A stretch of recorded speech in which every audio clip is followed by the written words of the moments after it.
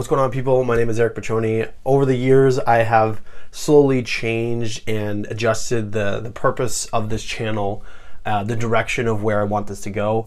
At a couple years ago, I made these videos to document our path towards life and like financial freedom and just the financial route. But as I've started posting more and more videos, I've started to I really enjoy just sharing real, authentic experiences and just month-to-month updates, more of just like a general personal journal of my life and my family's life towards the future. No idea what the next month holds or the next day, but just trying to give you guys an insight on what we're doing on a daily basis or what we're up to on a week-by-week or month-by-month basis. So I think for the time being, I don't really know what the next 6 months of content is going to look like. I'm open to taking suggestions, but this channel is very flexible. I want to post things that I find enjoyment in, and as far as what videos I'll make in the future, I have no idea.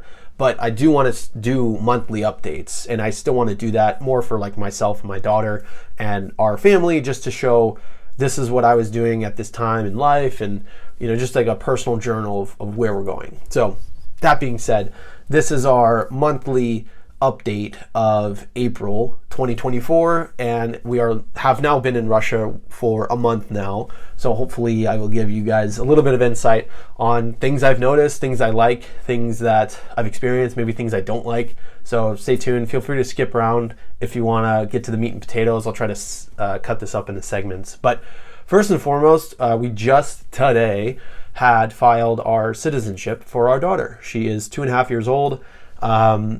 It was a lengthy process. Documentation here is quite strict, and we had to go back 5 times to get this whole document situation fixed.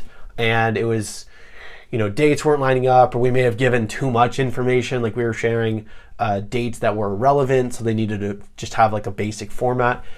So that was pretty lengthy, but thank God we finally finished signing and submitting all the documents for our daughter to get a citizenship for Russia, and that will allow us, for her to be able to be here indefinitely, which is great. And then we'll start leaning into the programs that they have with the government in terms of down payment assistance and housing for children, and just medical expenses, things like that are aided for kids. So I'm very happy about that. That was a huge blessing to get done today. It's like a huge weight lifted off our shoulders. But yeah, paperwork here is lengthy. It's very, very difficult to get done. There is a lot of material that feels like changes on a weekly basis. And one thing that we learned, we ended up paying our fee, but one thing that I will note, for anyone coming into the country for more than 2 weeks, I didn't know this at the time. I'm hopefully sharing it. Maybe one person will see this and get it taken care of before they hit the 2 weeks.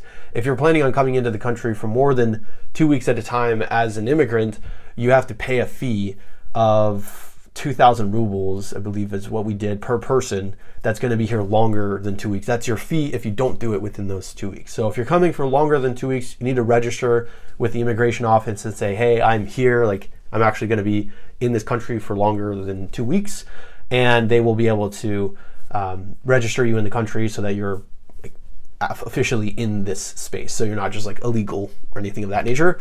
So just a heads up on that.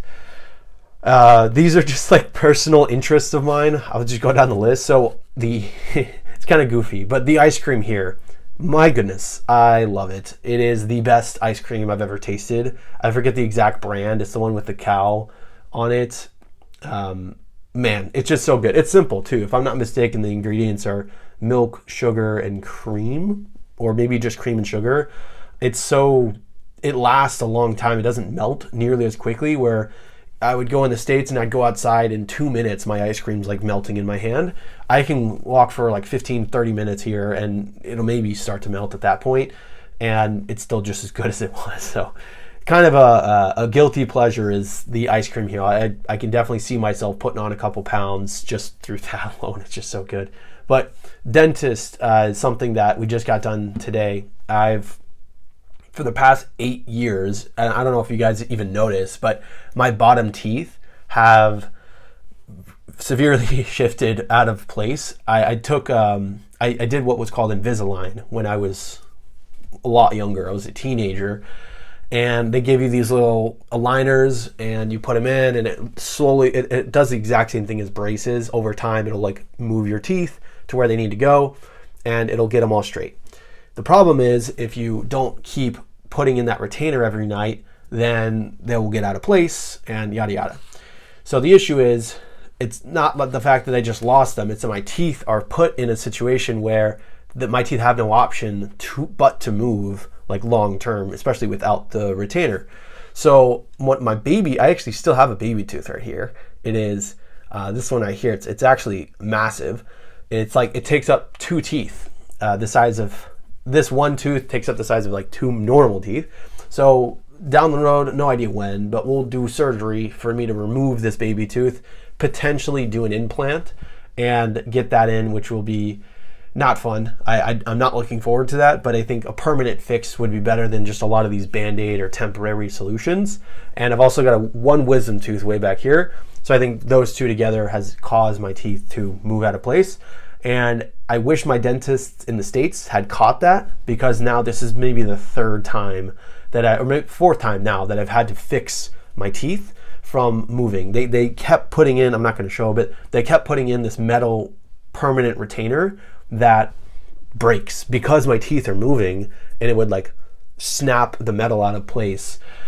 And they just keep re-gluing it back on. They take it off and put a new one on, and it's just a couple $100s later. Probably at this point, I've already spent the amount that I would spend here just in like temporary fixes. So hopefully, God willing, we can do a more permanent fix by removing this tooth, getting this wisdom tooth out. God willing, I can do Invisalign or something that's the clear retainers versus the braces. I'm not against doing braces, but if you see me in a couple months or a year from now with braces, don't be shocked.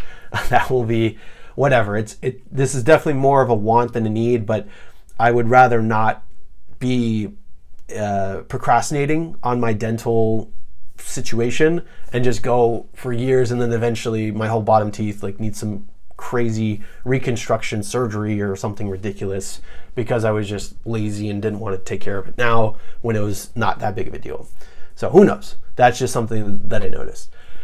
Another thing that's really nice that I've appreciated since coming here, it's love-hate relationship actually, is the central heating in the apartment complex that we live in. These houses are insulated impeccably. Our house in the States, we lived in the Midwest, and we needed to run the AC, the air conditioning, 24/7 in the winter to keep the house comfortable. And that artificial air will like mess with our skin. It made it very dry, and I had a lot of skin issues in America because we had to get like air purifiers or humidifiers to like make the air somewhat clean and not just this dry air, this dry hot air blasting you 24/7. So I'm a huge fan of the central heating system in Russia because, and I know it's in Europe too, but it keeps the houses warm throughout the year, and then right around this time they'll turn the heating system off so that the summer you will just get the outside air. That is your air conditioning, and you can open these windows. So I'm not going to show you, but the windows that are here, I forget the exact name. I know they're very popular all throughout Europe too, but they open from the top, and also you can open them from the side, so you can get just a basic draft through the windows, and you can open the top and just let that wind come through, which is amazing. I love that actually, because it keeps a natural fresh breeze throughout the house. And of course, sometimes throughout the year where it's a little bit hotter than we would want, it's very nice to have fans or something, and we can always get those, but it's appreciated because it keeps the energy bills extremely low in the grand scheme of things, because they don't have AC here. They don't have AC almost anywhere outside the US. So I appreciate that very much, because I don't like paying a ton to just keep a house just as comfortable as any other country will, just that comes standard with the houses, if that makes sense. Apart from that, another thing that's really interesting that it's a small thing, but I appreciate, is there's these contraptions in the bathroom that will heat up your towels or your wet clothes if you need, and you can put them on and it'll keep it from getting all soggy. You know, you can put clothes on them that are wet and it'll dry it faster. It's like a heated towel rack or whatever you want to call it, which is cool. I nothing crazy there. It's not like rocket science, but it's cool. Also, the water pressure is extremely strong here. I don't know if anyone can explain why that is, but it will like melt my hands if I turn the water full blast, and the heat from the water is also extremely high. So you like inch it over and it's ice cold, and then right here is like boiling lava hot. So trying to work that out. But the water pressure is extremely strong. Maybe someone can give me an idea on why that is. Just making general points or things that I've noticed. One thing that's appreciated as well is I have seen one homeless man since I have been here in a month, and we walk every day. Someone make it make sense. I'm waiting for someone in the West to talk about some BS fact about how they're all like lurking in the trenches or something. Like I don't see them ever, and we don't live in the heart of Moscow where there's like a lot more money. We live in like a pretty basic city. We live in Yaroslavl, so it's not some over the top fancy bougie place like St. Petersburg or Moscow.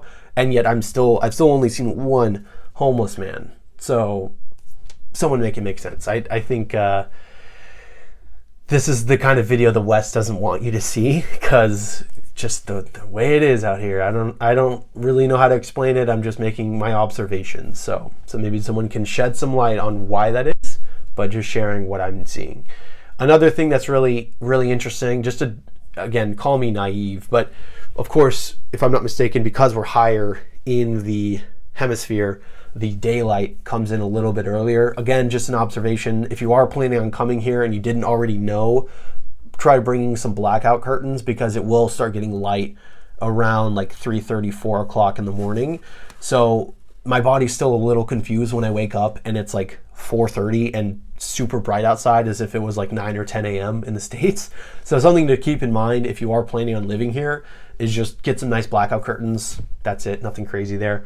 Apart from that, we're on the hunt for an apartment. We've been living with my wife's parents for the past month. I mean, we love it. It's perfectly fine. We all have our own space and it's fine. I can work in my own little area, but not exactly sure where we're going to go, where we're going to live in this city, where if we want to stay right next to her parents, if we want to live in an adjacent neighborhood where there's other parks in that space, or in the center of downtown. We have no idea. Preferably to stay nearby would be ideal, because it's everything that I would want in the city block. There's a gym within 4 minutes, there's grocery stores in every corner, there's pharmacies, there's vet clinics, there's medical offices. It's all right here. So I'm a huge fan of it. But again, if we need to go to another place 5-10 minutes from here in like an adjacent neighborhood, so be it. I don't mind, but just something that's up in the air for us. So I'm not really sure which area we'll go to. Just an update on that end. And then lastly, this is one for all of my beloved couch potatoes in the West that love shedding some disapproval or hate.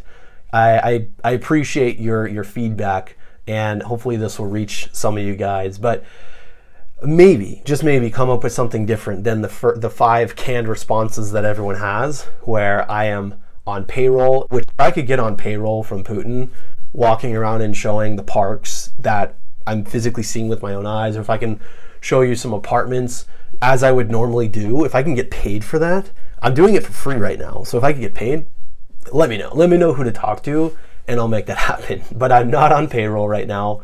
I am not gonna get conscripted. Like, I'm more happy here than I've ever been in the West, and I'm sorry if that makes you feel upset, because a lot of people who are in the West, it just seems like they don't like people that are happy, and I feel bad, because maybe it's jealousy, maybe it's something that they're not able to do in their own life, so they have to shed hate on people that are actually feeling good about where their life is going and what they're doing for their family. you hate to see it because it's a place that you would like to be proud of, the place that you come from, but yet they are the ones that feel like they own the world and there's no place better than the States.